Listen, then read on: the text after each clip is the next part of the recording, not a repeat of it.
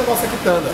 Isso aqui é que a gente faz o nosso ganha-pão é aqui, levando isso aqui por 75 anos, esperando passar mais uns 20, morrer e deixar isso aí.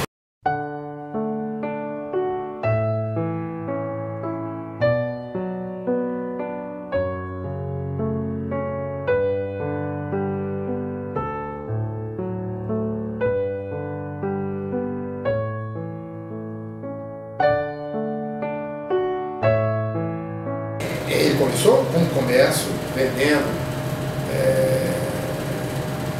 peças para máquina de escrever, com 15 anos e tal, né? Grupo de Alves 18.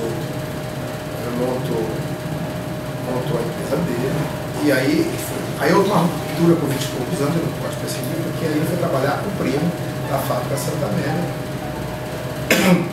O primo chamava-se Estélio Cavalcante, era primo dele, o meu pai era Louco Cavalcante. E o Estélio Cavalcante era primo dele e meu padrinho. E foi trabalhar na fábrica Santa Amélia, São Luís e Santa Amélia. Trabalhou durante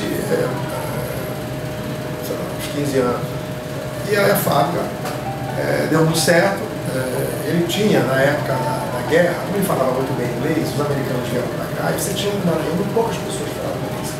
Então ele quase que fazia um serviço de relações públicas com os oficiais americanos aqui, certo?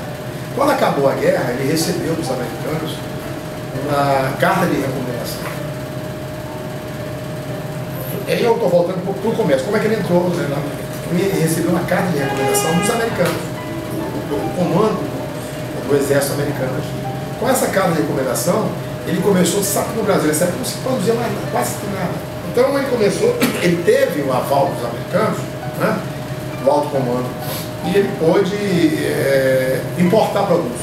Então ele começou como importador de produtos, mercadorias produzidas nos Estados Unidos. Ele chegou ao ponto de ser importador de automóvel, né? Automóveis Nash na época.